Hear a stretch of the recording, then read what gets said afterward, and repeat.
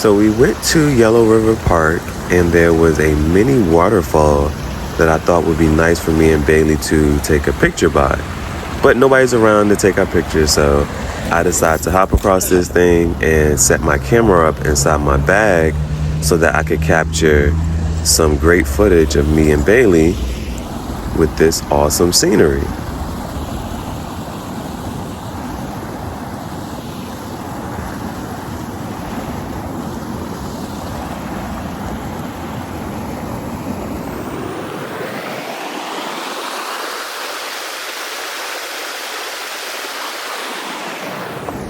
Now, on the jump back, I decide to throw my hat across first so I don't lose it, but I don't make a good throw. Now, this prompts me to make my jump sooner than I wanted to. And so I jump back across so I can get my hat. But we made it off.